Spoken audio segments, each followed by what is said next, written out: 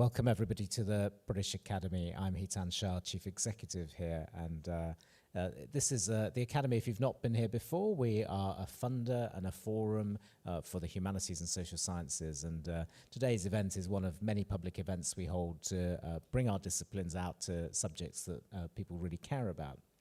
And the Ask the Experts format that you're experiencing today is one of my favorites, because you go to so many panel discussions where actually the audience questions are an add-on at the very end, and we've flipped it round and we've said that's the main event. So we got questions from some of you in advance, and we'll be turning to some of those, and we'll also be inviting questions from you during the event itself. So it's really focused on what is it that you want to hear from our experts. And tonight's topic is a fascinating one. How can we connect in an era of loneliness? I mean, some of the audience have already taken that into their own hands. We had 230 people registered in person. They've taken the fact that it's a sunny day and I think gone to the pub. But I commend those of you who have turned up. And we've got 100 people, I think, tuning in online as well. So. And it's a topic, I think, that's a really interesting one. Our season theme for the whole sort of season of events is the age of self. And are we living in a period where loneliness is increasing? The Community Life Survey found 7% of adults said that they always or often felt lonely, whereas 21% of adults said that they never feel lonely. Are those good numbers? Are those bad numbers? What do they even mean? How have they changed over time? And how's the concept of loneliness changed over time? These are some of the sorts of things that we'll be getting into, as well as what could be done about these questions. I couldn't have a better panel than the one that I've got. And I might add that one of the things that gives me great pleasure is that we have funded each of these researchers as the British Academy. So we funded their research, and now you're going to hear about it, which is a lovely thing. So let me introduce them. We've got Professor Fay Bound Alberti. She's Professor of Modern History and the Director of the Centre for Technology and the Body at King's College London. She's done many things, but she's the author of a biography of loneliness, so I wanted to just bring that one out. Dr. Timothy Matthews, lecturer in psychology at the University of Greenwich, and his research focuses in particular on loneliness and its impact on health across the whole of the lifespan. He's been doing really interesting work on technology as well. We were talking about AI, which I'm sure will come up through the discussion. And then finally, Professor Christina Victor, who's Professor of Gerontology and Public Health at Brunel University of London. She works especially on social isolation in later life, and she's written no less than 3 of the 100 most cited papers in the field of loneliness, which is a wonderful accolade.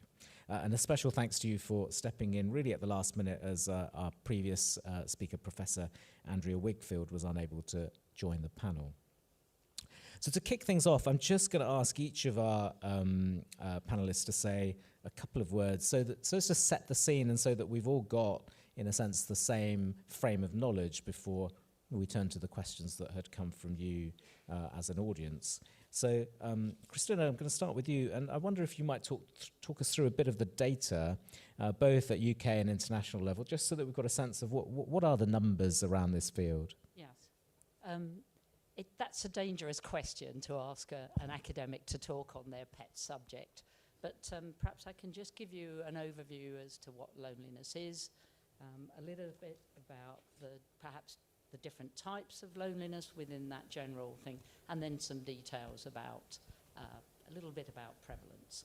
So loneliness is, it's not a pathology, it's not a mental health problem, it's an emotion, it's the feeling we have when there is a discrepancy or a gap between the quantity of relationships we have, the quality of relations we have, or perhaps even the media through which we experience loneliness. So if we think about technology, you can see your grandchildren on the video screen.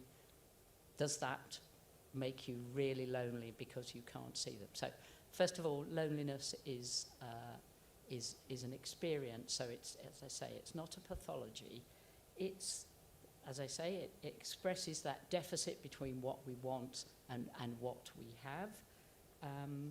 That within that, I think we can talk about different types of loneliness.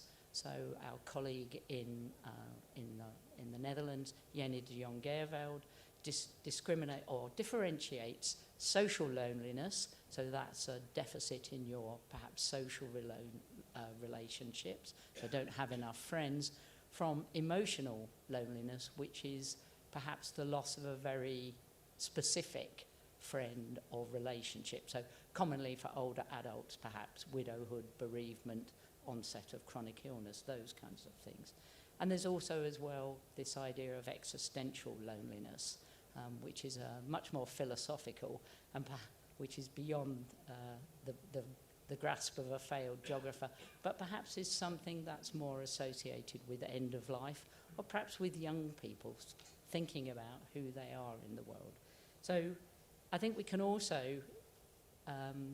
think about loneliness in other ways as well. We tend to give data about the prevalence. So, spoiler alert, 5 to 7% of older people say that they're often or always lonely or have a loneliness score.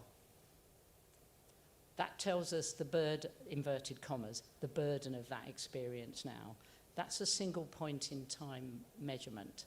And I think from a public health point of view, we are starting to think about loneliness longitudinally, and that you can differentiate in the same way that we can differentiate acute illness and chronic illness, that we can differentiate acute loneliness, so perhaps a single episode, from chronic loneliness when it's an enduring episode. So I think it's the blanket term is quite complex. And again, spoiler alert, the prevalence of loneliness across the population is, and I'm a gerontologist, so I've really owned the fact that loneliness belongs to old people. When we got some of the first data from a nationwide survey that included all age groups, which actually shows that it's young adults, so those 16 to 24-year-olds who are the loneliest group in the population, and the older adults are less lonely. I thought, maybe I need to change my group of focus, but those youngsters will grow old.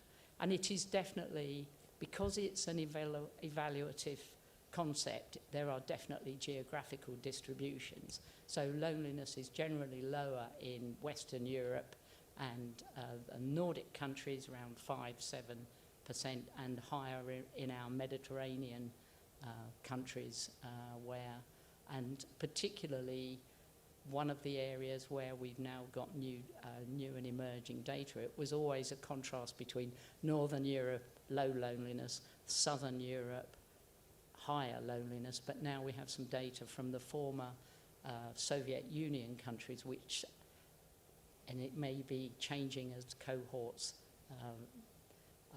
who didn't experience the sort of dominance by Russia of their countries, they actually had the highest levels of loneliness. Brilliant, thanks. That's a really helpful sort of overview, both of conceptually and in terms of the data. I've already learned some distinctions that I had no idea about. So, Tim, could you turn to what are some of the key health impacts of loneliness, and what does the research tell us about the importance of social connections for our well-being? Thanks, Hitan. Yes, so unlike Christina, who mainly focuses on loneliness in the later stages of life, most of my research is on loneliness among young people and its association with aspects of health and general functioning. And what we see is that loneliness is not just a state of mind, it's something that affects the whole body. So it is associated with a whole range of mental health related outcomes, particularly depression and anxiety. But it is also associated with aspects of physical health. And the long-term physical health outcomes of loneliness might not be detectable at a young age, but the thing is, loneliness can exert a wear and tear effect on the body over time. Because when you feel like you're all on your own in the world, it seems like a more scary and a more stressful place. And it's not good for the body to be in that stressed state all the time. So what we see in the case of chronic loneliness, where it persists over a long period of time, we can see that it is a risk factor for outcomes such as cardiovascular disease, diminished immune functioning, diabetes, and also Christina mentioned Julianne Holt-Lundenstadt. She published a very influential paper several years ago showing that chronic loneliness is associated with an increased risk for early death, on a par with other well-known risk factors such as smoking and obesity. So loneliness, as I say, it is not just a psychological form of distress. It's not a mental health condition in its own right, as Christina said, but it is a phenomena that seems to go hand in hand with a whole range of outcomes, both physical health and mental health, but also other areas of functioning, ranging all the way to things such as employment prospects and other socioeconomic outcomes, and general life satisfaction. So it really seems to be quite a pervasive thing in people's lives. And as I say, I mainly do research in young people, but I think the implication of it is, in my research, we find that it is a very common problem in young people, and the implications of that is that the lonely young people of today could end up having quite a range of difficulties and health problems later on in life. And do you want to just say something about the importance of social connections, as it were, so to just flip it round? Sure. Social connection, humans as a species, we are social by nature. We're not particularly fast or strong or big as a species, but we are social. And for our ancient ancestors, that would have been fundamental to our success as a species. So humans would have needed to club together to share resources, build shelters, defend against predators, and so on. And therefore, a lot of social scientists and psychologists and evolutionary psychologists argue that there is a fundamental need to belong, a need for social connection that we all have to some extent. And therefore, John Cacioppo and his colleagues at the University of Chicago, they argued that loneliness is part of our evolutionary heritage. When you feel like you're cut off from the social group, when you feel like you don't have people who are backing you up, that is tantamount to feeling unsafe. And that has a kind of dual-pronged effect in the sense that it creates this distressing feeling, which we call loneliness. And that distressing feeling gives us the impetus to try and reconnect with our social pack, if you like. But it also goes hand in hand with these other co-occurring processes, such as feelings of stress and being wary for threats in the environment. So as long as individuals succeed in reconnecting with the group, then that's good news. But if loneliness is persistent, if it pursues people over a prolonged period of time, that's when it can end up having this impact on people's health and functioning. Thank you. And Fay, that leads us nicely on. You're an historian, and could you help us situate?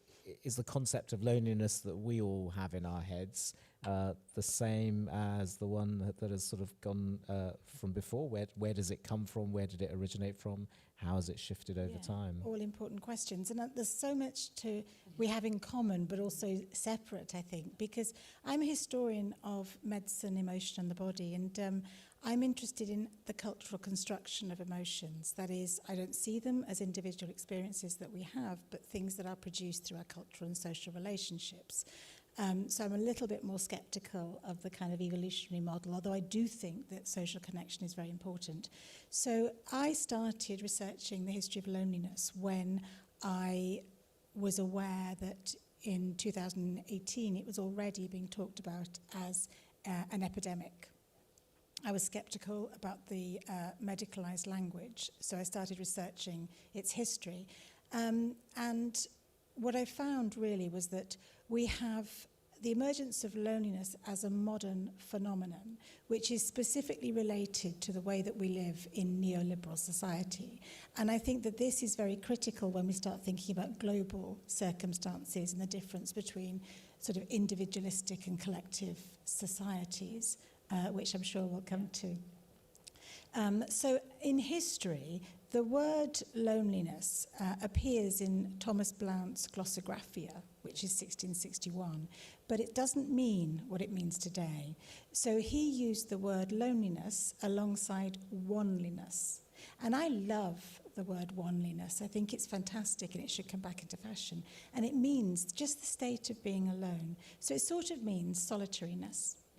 And so if you think about Wordsworth wandering lonely as a cloud, he was wandering on his own. He wasn't wandering racked with terrible kind of loneliness about being. Now, we see a massive increase from about 1800 in the use of the term loneliness, but we also find an increase in the kinds of things it means. So for the first time in the 1800s, loneliness as a concept starts to become associated with a personal sense of lack and a sort of sadness and isolation. And the reasons for that, I think, are relatively straightforward. What we have is, society developing in such a way that you have mass industrialization, mass urbanization, anonymity, the breaking up of traditional kind of forms of bonds, social bonds, and an intense interest in consumerism as the way that we define our bonds. And we actually have the similar problem today when people, acquire things and become quite addicted to spending. Sometimes it is a sign of loneliness, but there's always that pursuit of something else. It doesn't actually ever make us feel better.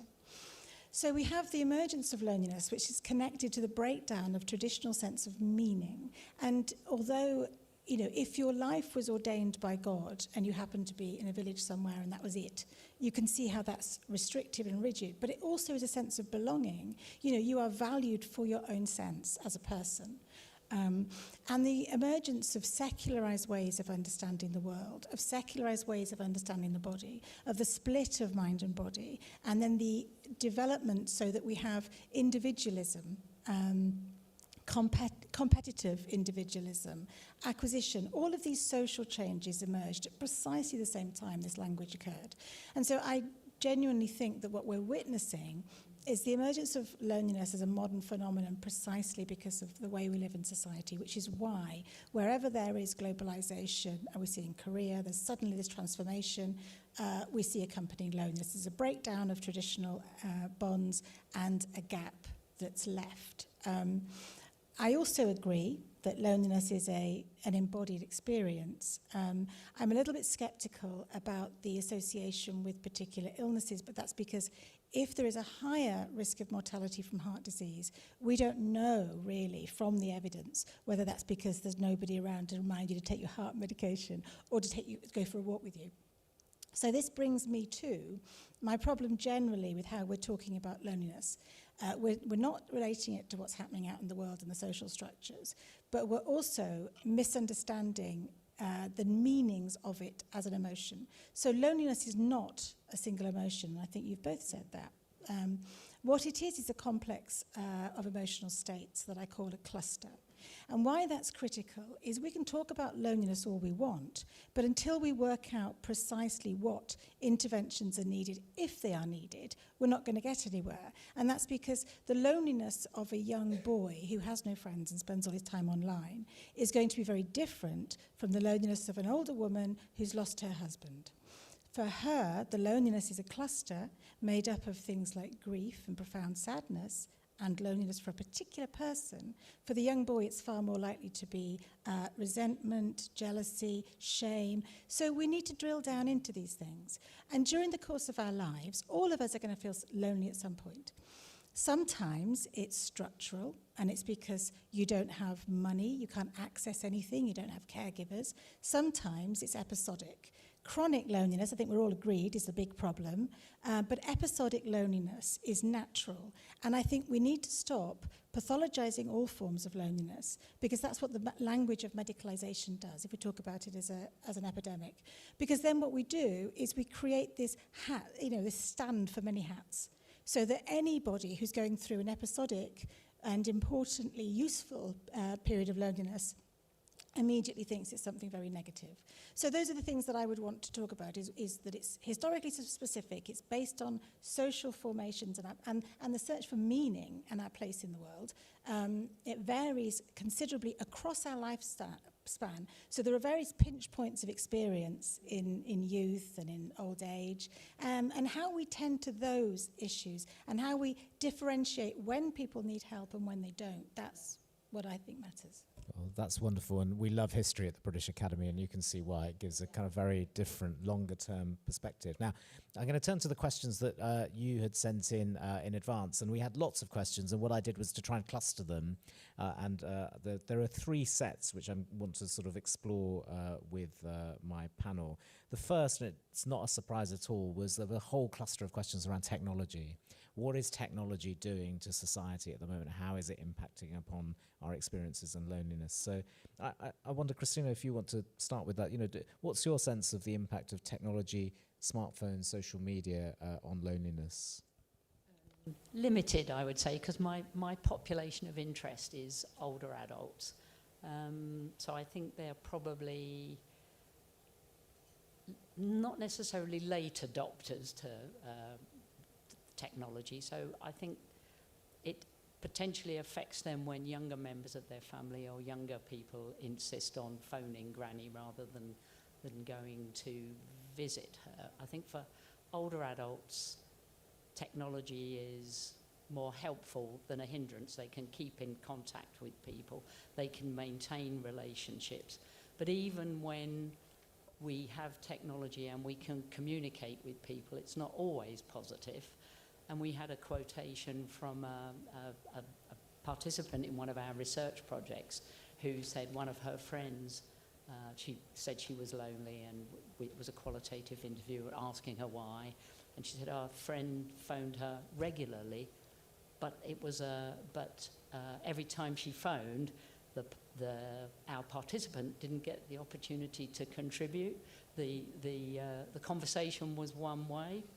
So I think, and we've probably all had that, and I'm probably doing that as well. I think for older adults, technology is ambivalent. For the next generations, it may well be a different experience, and they will construct loneliness in a different way. Maybe we'll be lonely when we can't be on, old person comment, when Facebook dies and we have to use some other technology. Yeah, thank you. And it's really helpful, I think, to just step back, because I think often people think of tech as affecting everybody in the same ways, and it's useful to kind of recognise that's not the case. So, Tim, you think more about younger people, and I know you're doing a lot of work on technology, so how do you see all of this?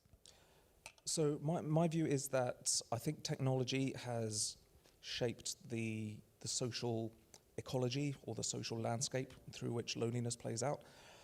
So thinking about young people, I don't think the high rates of loneliness in young people is necessarily a new thing, but I think technology has created new platforms and new arenas through which it plays out. And the biggest concern in the context of young people has been social media. I've done some research in this area, looking at the types of social media platforms that young people use, and also how frequently they use it, and so on. And what we found really is that social media use per se is not necessarily related to feelings of loneliness. What we found is total time spent online and the types of activities people engage in online are more relevant to loneliness. So, for example, we found that people who are more likely to seek information or support for their mental health online, they were more likely to be lonely. But that's what we would call a selection effect, whereby people who have pre-existing feelings of loneliness will go online and seek these things. Something we also found was that young people who'd been subjected to cyberbullying online were more likely to be lonely. And that's an area of research that I think is something to be explored in the future. But even when we asked our participants, we just asked them directly, does social media make you feel more or less lonely? 75% of them said it made no difference. And of the remaining 25%, they were split right down the middle, half and half, yeah. So because what a specific question was, Jonathan Haidt, who wrote the popular book, which I think is leading to all the sort of stuff around social media bans or calls for them. The question asked, is Jonathan Haidt right that the loneliness epidemic started with the Facebook like button? Yeah. And it sounds to me like you're arguing against that position. Yeah, I think it might be a bit of a simplification to blame a single feature on a specific platform for a huge social phenomena. I do think maybe the phenomena of the like button, it may have led to a certain sort of commodification of attention or social reward. It might have kind of influenced the dynamics, but I think to say that it's sparked a whole epidemic might be going a bit too far. It's a very mild, measured comment from a social scientist there. Fay, you started by talking about structural changes. So do you think that we're seeing a structural change here that's relevant? I think that technology, like anything else, is about how we use it. That's why when it's a problem and when it's an asset. And I think the comment about, Facebook and the like button is interesting, because what it's saying, I think, is actually, it's a brilliant soundbite, and I bet he sold a lot of books. Yeah. But it's more about, it is about a commodification, but it's also about we are comparing ourselves and performing our emotions online. And so there's another kind of way of doing it.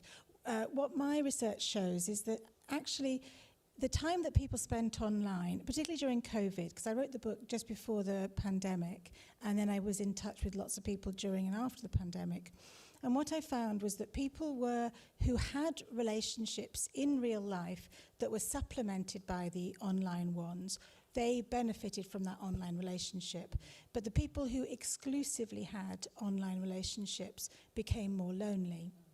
And part of the reason for that is because online groups that are about community, whether or not it's, liking Kim Kardashian or wanting to stop something from happening in your local neighborhood, they are sort of interest groups, but there's no kind of sense of obligation that exists in the traditional sense of community, which is communitas and sort of give and take. Whereas in real life social relationships, we find it very hard not to give back.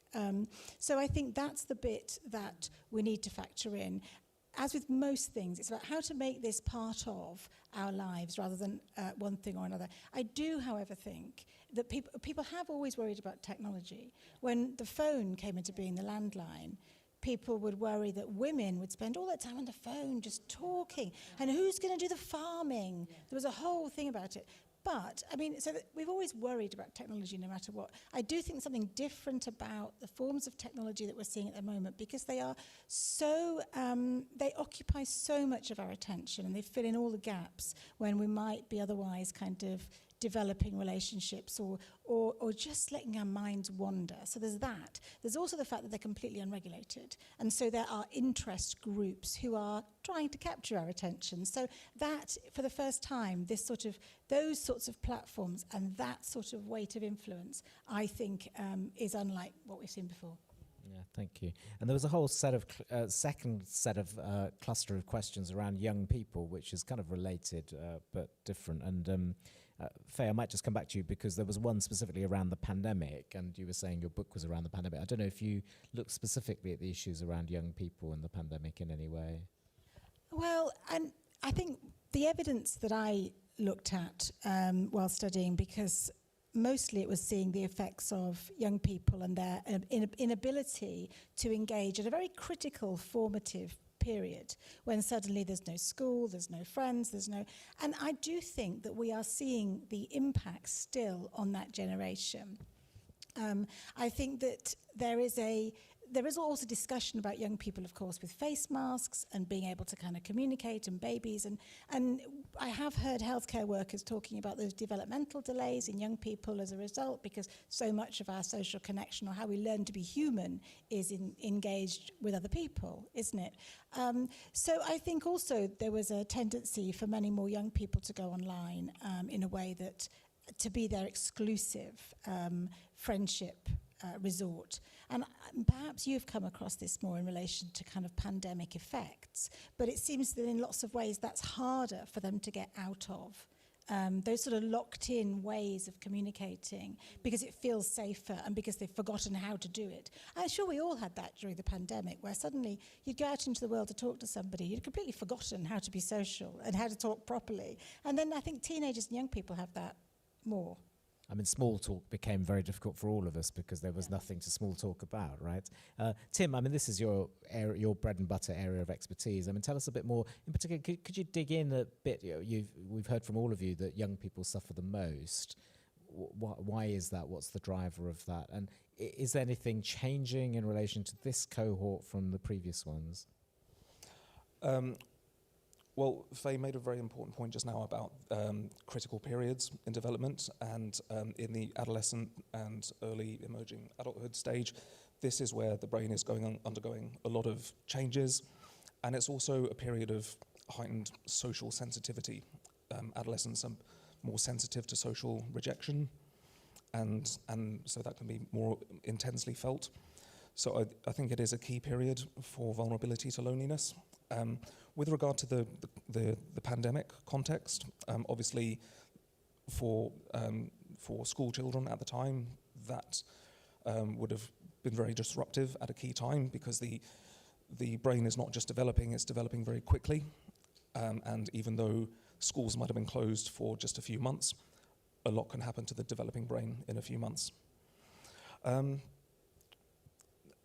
Whether that's going to be a long-lasting effect or whether there will be a certain degree of recovery, I think still remains to be seen. I think school teachers will anecdotally say that there is an observable kind of cohort effect. Interestingly, a lot of young people say that the experience of lockdown gave them an opportunity to rethink and reevaluate their expectations of their social relationships. And so when they came out of that situation, they had a slightly different outlook on what they expect from their peers. So it could have been a double-edged sword in many ways. Fascinating. And one final question for you. It doesn't wrong age group for me, but I think I'll bring you in a second. I've just got one more for Tim, because there was a very specific question someone asked. No, it's fine. I was going to follow up to say that. Okay, go on. For this particular group who experienced the pandemic as young people, and I'm sorry about the end of term lecturer's throat, be a really important cohort to track, I think. So certainly for research funders, brackets, British Academy, to have some kind of tracking to see what the long-term consequences are in terms of loneliness and other outcomes for that cohort, I think is an important research priority. And the British Academy is a very open research funder. We don't set priorities, so we let you come to us and tell us what you think needs researching. But there was I thought, a really interesting, very specific question, which is, why don't young people answer their phones? Tim, can you solve this mystery for us? Yeah, that's an interesting one. And I think, first of all, the preference for messaging by text rather than picking up the phone, I think there are aspects of that. So I think messaging, it's safer, it's less high-pressured. It's a way of communicating in a kind of asynchronous way on one's own terms. So there's less perceived risk involved, I would say. And also, when you think about it, receiving a phone call can be intrusive at times if you're in the middle of a task. So there's that reason. But I think also, even though young people might have this preference for messaging rather than talking on the phone, I don't think it's necessarily that they're rejecting social interaction. I think they are just expressing a preference for that kind of asynchronous mode of communicating. And also, I think messaging opens up new ways of enriching communication, as well as potential ways of reducing that richness. So, for example, with text messaging, you have the ability to use emojis, which kind of extend the vocabulary of communication. You can also send things like GIFs and memes. You can participate in group chats. So it actually kind of expands the palette of ways of communicating online. So I think, as you said, when the telephone first came out, I remember seeing a news article where the author was saying this isn't going to catch on, no one's going to use it, it's just a splash in the pan. And I think it was kind of similar when texting first came out, but I think it's just a new way of communicating. It's not necessarily worse, just different. Thank you, that's reassuring. Christina, feel free to come in on anything about the young people, but I know that's not your area. So just move us on to the next bit, which I think you have a lot to say on, which is practical strategies. Like, how do we get out of loneliness, as it were? And I know you've given us a different typology, so there may be different sorts of strategies. So this is an interesting area. So I would kind of want to go back to first principles and think about this from a public health point of view. If we were thinking, so first thing, should we intervene in preventing loneliness? So I think there's an interesting debate. We've automatically assumed that it's a problem because of various associations with adverse health outcomes. I think interventions have largely focused on people who are lonely now, so are very untargeted. So I think the first thing is our evidence base is rather poor in terms of quality. Sorry about that, guys. It's an we have a very useful family phrase you're welcome to pick up. This is an observation, not a criticism. So a lot of interventions for loneliness are short-term, not targeted on people who are lonely, or do not differentiate between types of loneliness. I think if I was the Minister for Loneliness, I would be thinking about where do we need to intervene. We would probably need to intervene in chronic, enduring, people who clearly have a problem. And we need to think about those groups from the first principles. So first of all, can we prevent people becoming lonely in the first place? So sort of primary prevention. Can we identify, or that's the first thing. If we can, then what can we do about it, and what kind of strategies should we do? And I think we don't really have a good evidence base. Some people like individual-based interventions, perhaps. Some people would be more receptive to group things. So I think there's a lot more work that needs to be done, and a lot more sophisticated, targeted work in terms of interventions, which is, so I find myself from a public health point of view, if I was asked to recommend to the Minister for Loneliness what she should do, I think my two pet topics are public benches and public toilets. So public benches, benches where people can sit, watch the world go by, and think about what, and have those, what's the right word? Those daily small interactions. I think we sometimes think about loneliness, we've got to do something deep and meaningful, but actually perhaps providing opportunities for people to have those relationships that are never going to be enduring, but they're the kinds of relationships in your neighbourhood, in the supermarket, where you just say hello to people.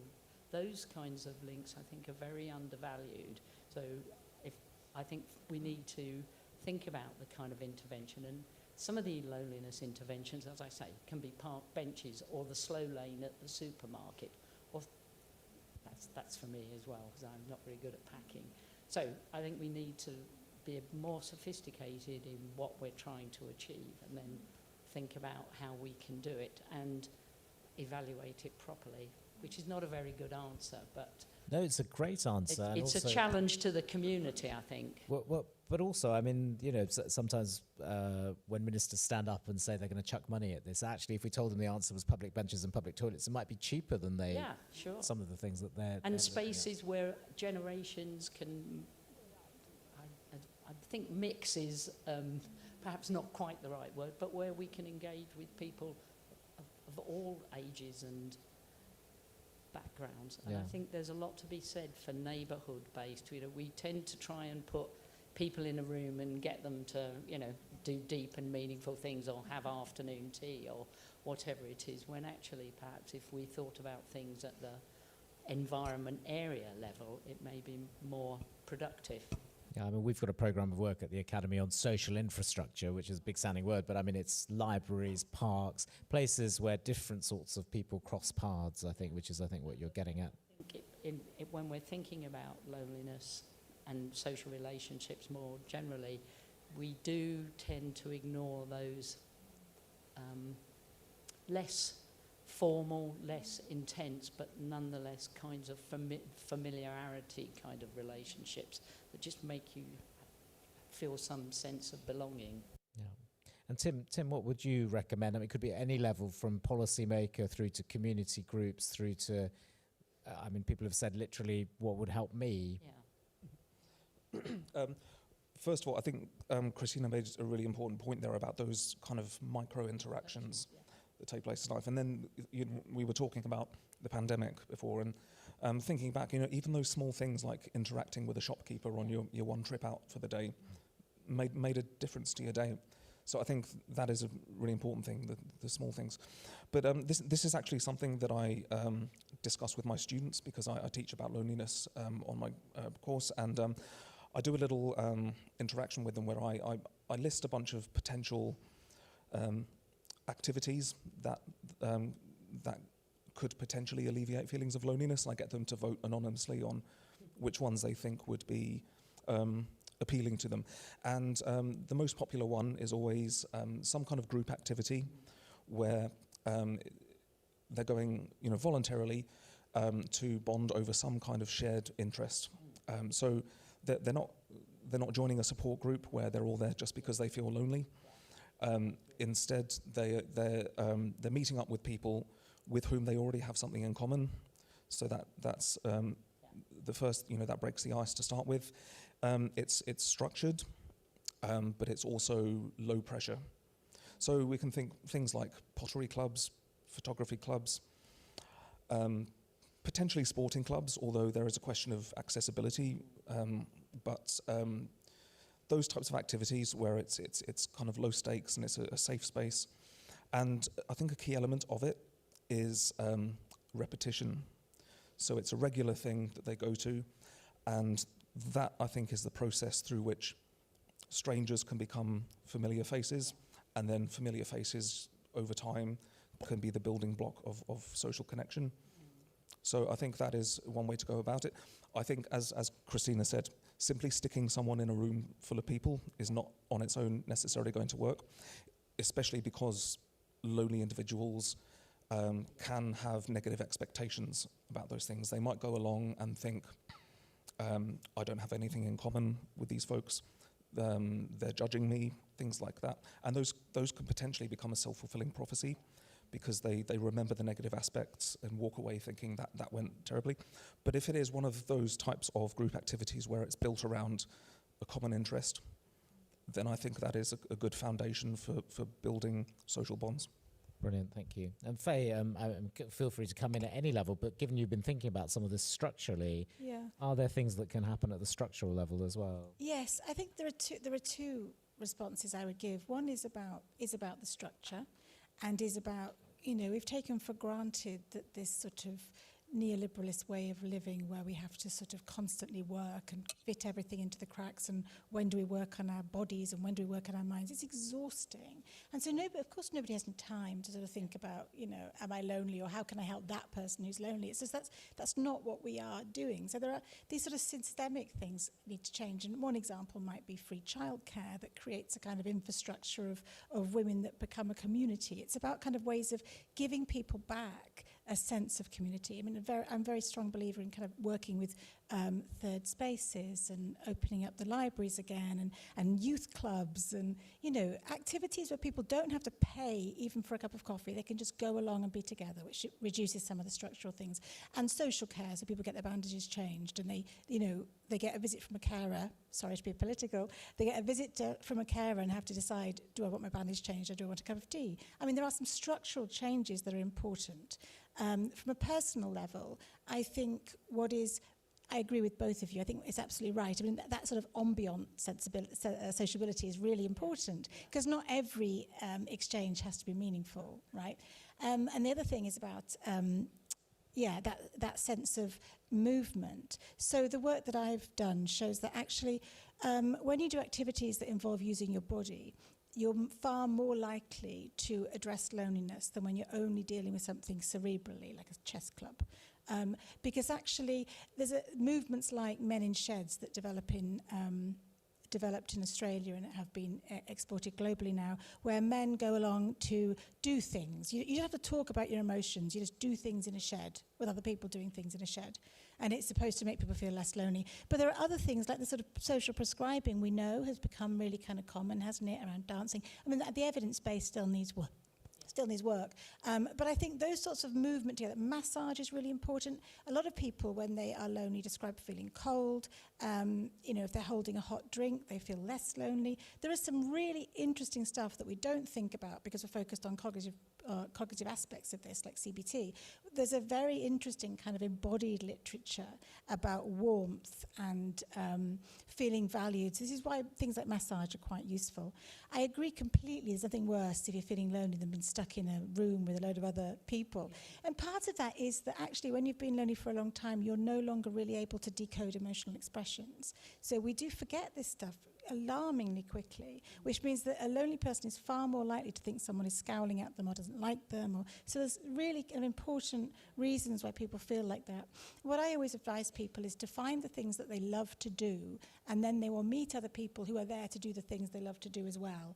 And so, you get an activity, you're moving alongside with somebody, and you're not focused on, am I going to be less lonely by doing this? You're focusing on something which will automatically make you more able to talk to other people who are also doing things that you like to do. So that's what I always advise on a kind of personal level.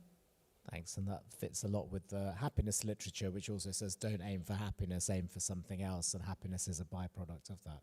Right, now we've gone through a lot of the questions that you sent in advance. We're now going to turn to some live questions from you in the room and online as well. So if you've got something you'd like to ask our panel of experts, I've already got one hand here. We'll take 3 or 4 and then go back to the panels. So one here, second one there.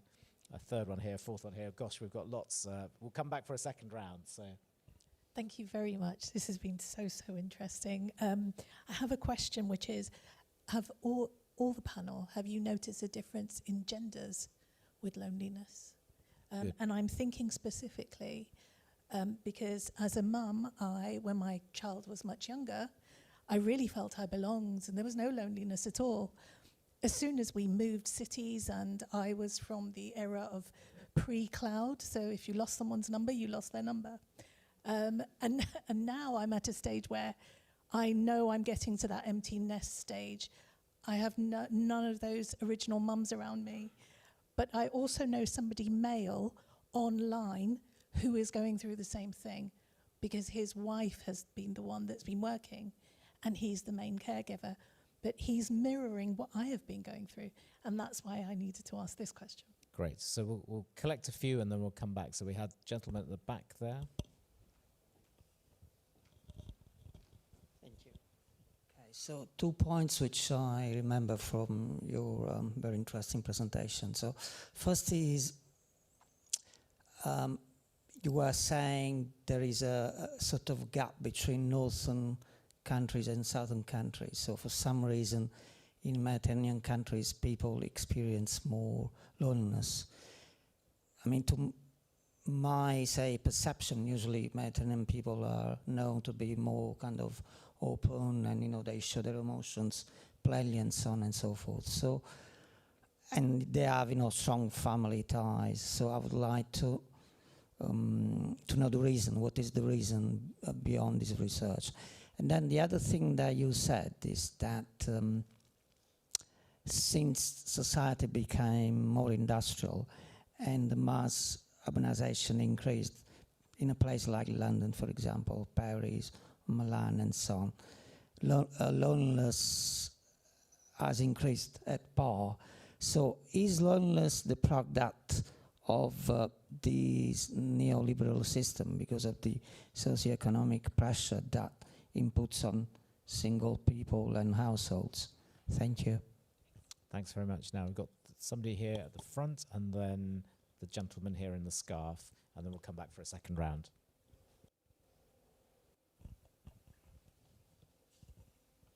Hi, deeply fascinated by this. I'm building in tech to try and solve loneliness and disconnection. So I'm learning lots. In my own research, what I've discovered is that there is a mental tax for a lot of people in how to even start the journey of navigating where do I go, which event to join, which community to join. If we look at the distinction between where we are in London versus, let's say, New York, there is already a crisis of overwhelm. There's almost too many communities, there's too many interests, there's too many verticals to choose from. And I think what I've learned is that people find that very isolating behind a screen.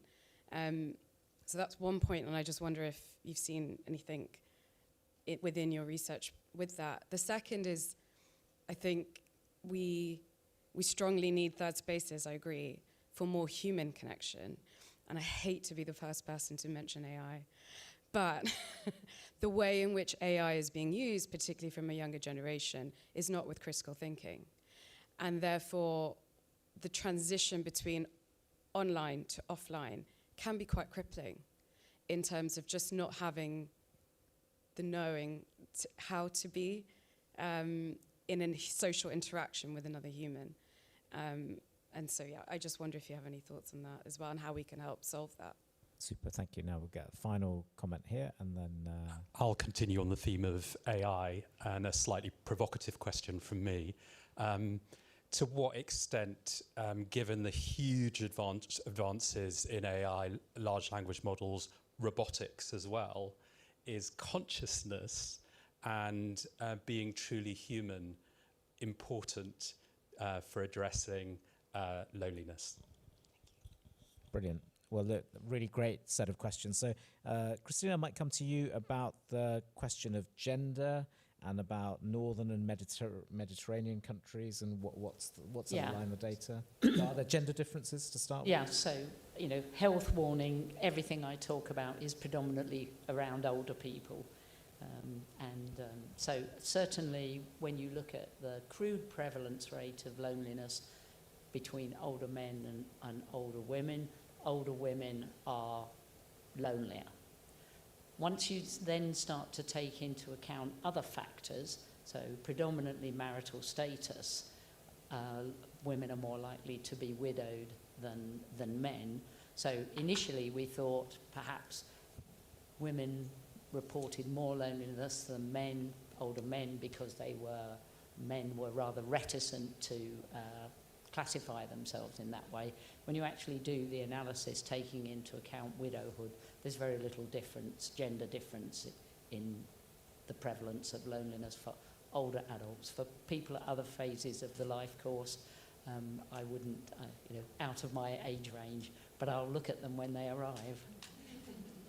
And the data about the northern v Mediterranean countries, because that's something you raised. And as the person said, often our stereotype is the hotter countries have got strong familial ties, etc. Why are these people lonely when they've got so many people around them? Yeah, because it's the gap between what you expect and what you have.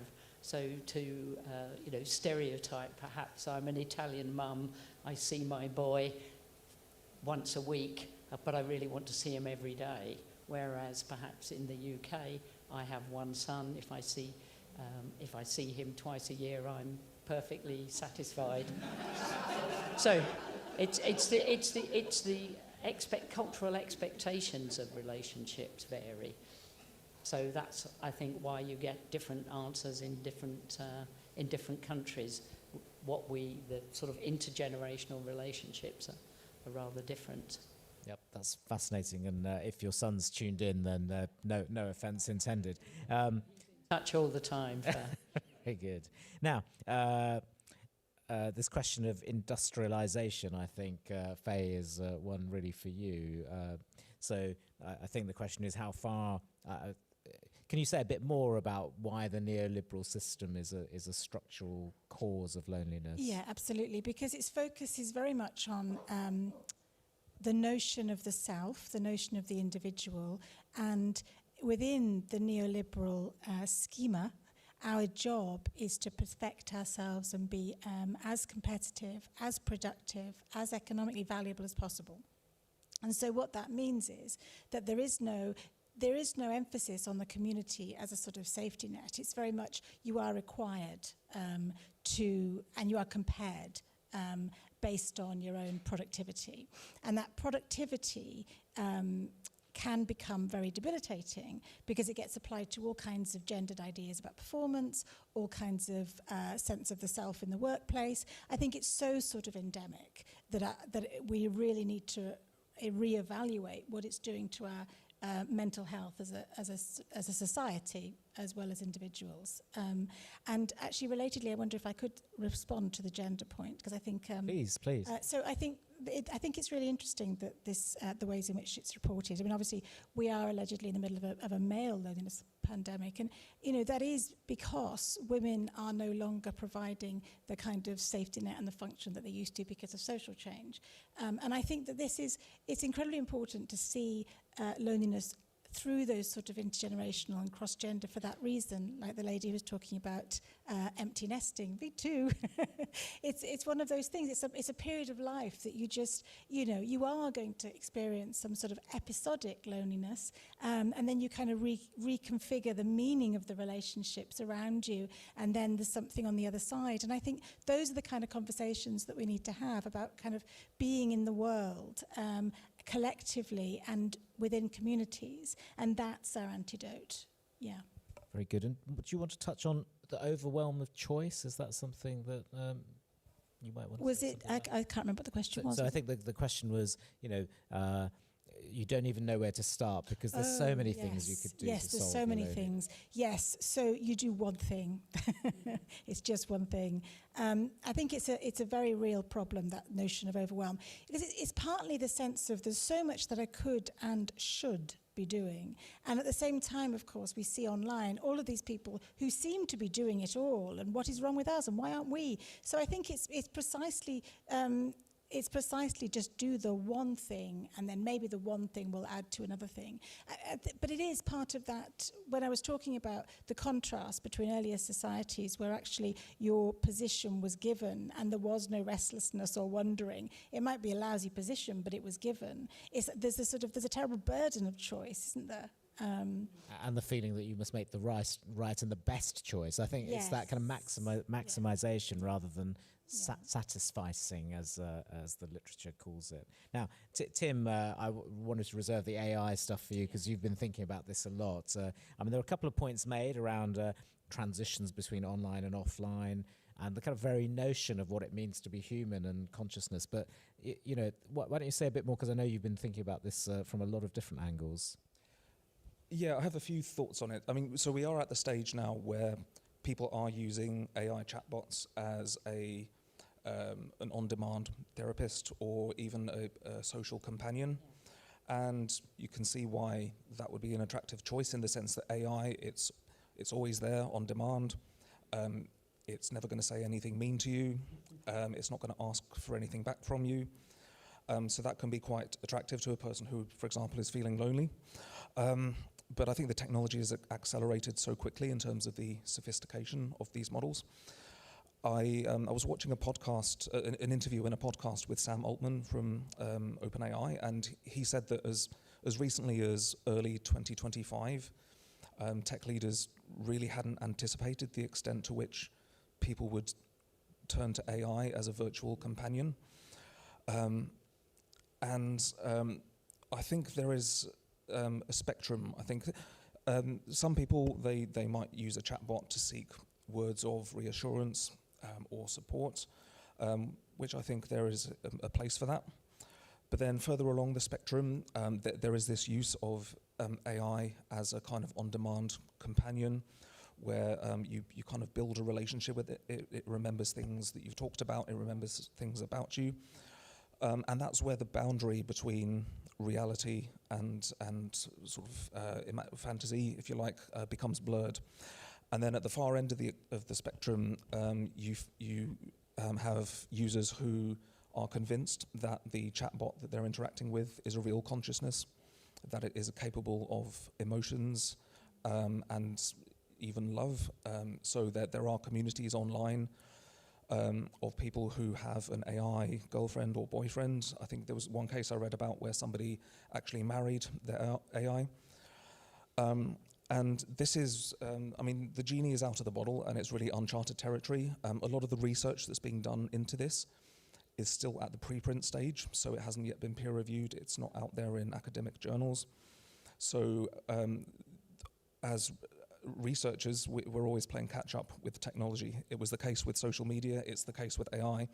Another concern is the fact, I mean, that there are ethical pitfalls with this because, just one example, there was an AI app which was it was a kind of virtual companion. There was a visual avatar that you could customize. It would remember your interactions and so on and so forth. But then what happened was that there was a catastrophic server crash and all the user data was lost. So many users who had bonded with this virtual companion, all of a sudden this virtual person had effectively died all of a sudden, and there were a lot of very upset people. And even with the more mainstream chatbots, for example, ChatGPT had a model called 4.0, which was very popular because of its conversational style. I mean, all of the models are very human-like in their interaction, but this one was particularly popular.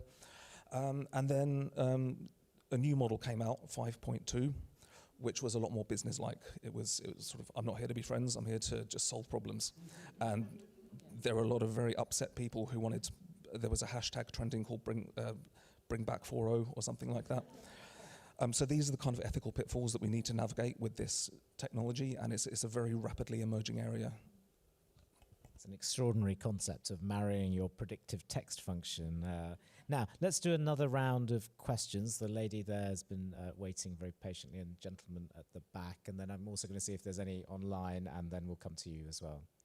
Thank you very much for a fascinating conversation. And hello, Christina. It's Anne-Marie here.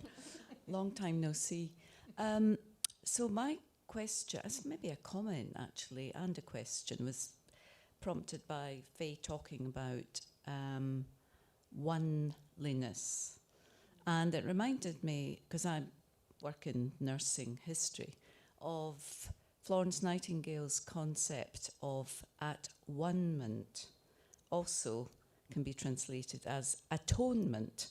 So she was interested in feeling that, and theorizing somewhat, the link between one's spiritual beliefs and religious beliefs, and of course your relationship with God. And she wrote extensively about this in a rather speculative volume called Suggestions for Thought, which also was triggered by her interest in some of the medieval mystics. So there was a lot of kind of different strands of intellectual traditions and what would be called syncretic thought that was decanted into that volume. So I guess my question is, where does loneliness sit in relation to another trend of secularization, decline of organized religion? But maybe slightly orthogonal to that, loneliness is stigmatized heavily, the judgment that surrounds it, and I wonder if we can see a way out in which loneliness will no longer be stigmatized, but somehow be valued in a more positive way. Brilliant, thank you. Now we've got the gentleman at the back. And Kathleen, you might want to come towards the front as well for the person afterwards. Hi, this has been great. Thanks for that. I've got a quick question just about, I don't know how you describe them, but I think of them as mixed care models, where childcare is combined with aged care, for instance, and whether or not there is a good enough deal of research that's around that at the minute for that to be maybe a broader adoption practice. So do you mean by that older grandparents looking after children? Is that? No, in terms of care homes, for instance, I see, yes. having younger kids, and even like uni students getting rooms or being able to rent rooms in care homes. I see, thank you very much. No online questions, so we'll take the lady at the front here, and I think that... One of my questions is very similar to the other gentleman, but I just start off saying, first of all, you were talking about massage. First of all, thank you very much. It's super interesting. But there is a lot of literature, because I worked in oncology, about massage for widows or people who've lost a partner, because touch is what people miss more than anything. And that's, so I just thought I'd say that. And regarding the AI, many years ago when I worked in psychiatry, there used to be a thing called Wobot, which was very similar. And teenagers loved it because we used to call it a friend in their back pocket. And that kind of worked, but it just disappeared. So that's just some little things. But my question is, if we're serious about structural solutions to loneliness, why aren't we thinking about architecture and specifically mixed-use intergenerational spaces where care homes, nurseries, schools and housing coexists? Are we not just retrofitting connection onto an environment that was never designed for it? So that was my one thing. Great. Just one quick one. Thank Can I just you. add this? Just one quickie. No, I think you've said 3 things already, and we're getting close to time now. So, I want to come back to the panel. We've got some fabulous things to get our teeth into. We've got questions. So what I'll do, I think, is I'll repeat the sort of overall set of questions, and then we'll go down the panel, and you can pick up any bits you like. So secularization, what was the impact of that? I'm sure you'll want to come to that. Stigmatization, and what can we do about that? And then I think really interesting, kind of 2 related questions actually about mixed care models, which are bringing people together, but actually architecture itself and how we organize and sort of structure our societies physically as well as in terms of the delivery of public services. So, Fay, why don't we start with you and then work down the panel? Try to be very efficient. So absolutely, secularization, that loss of a sense of meaning was associated with increased loneliness, because even if you are a hermit living in the wilderness, you're with God. So if you have imaginative capacity to be with a person, you're still with someone. And I think what is missing, as we know from a lot of modern society, is a sense of ritual. The rituals that we perform that make us feel that we belong to something bigger. So there is evidence that people who have a belief are less lonely, but I also think that things like environmental movements can deliver the same. It's believing in something beyond the self. I think mixed settings for care is really interesting, and there's some fantastic experiments in Scandinavia that are focusing on having elderly people living with students and so on. I mean, anything that just stops people being kind of lumped together as a result of their age without reference to their lifestyle and interests is always kind of beneficial. And which leads us, actually, the last thing I will say is about the structure. I think you're absolutely right. So most of the ways that we live have been based on a model of traveling to and from work, right? So it's all about the work, the home, and the family, and the home being very sort of split off. But yes, absolutely. So a feminist geography would be much more about mapping environments in relation to schools and communities and youth groups, making sure we had green spaces always, because we know that greenness makes people feel less lonely. So those experiments need to be done at a systems level, and I would love to see that happen. Brilliant, thank you. Tim? So yeah, firstly on the question of secularization, earlier on Christina talked about the distinction between social and emotional types of loneliness. There is a third one that's been proposed called collective loneliness, which is a lack of a sense of connection to something bigger than oneself, such as larger entities such as communities, organizations, and possibly religions. I think religion offers multiple pathways to a sense of connection, in the sense that, first of all, attending regular places of worship. There is a community that you belong to and that you see on a regular basis. I talked about how that regular exposure to other people plays a key role. But then, as Fay said, there is that sense of connection to a higher entity that you belong to. So I think that plays an important role in fostering a sense of belonging. And And then, yes, in terms of the question about physical space, I think, not too much to add about that, but I think there are questions to be asked about types of neighbourhoods, such as rural versus urban, and what types of amenities there are. And there is somebody in the audience here, Bridget Bryan, who is embarking on some research onto loneliness and the built environment. So watch that space. That's fantastic. And Christina, round us off, and in particular, do address the mixed care model question as well. Yes. So I think the mixed care model is really good in theory, but in practice it's much more problematic, because the nature of the population of older adults now that are in care are not just physically frail, but almost, with some exceptions, in general, people in there have very severe cognitive function. So it's a very nice idea in theory, but the care home population that we largely have now, because of limited access, are people who are significantly impaired, and I'm not sure that there's now there could be benefit for the staff who work in those settings. There could be other ways that it can work and make a more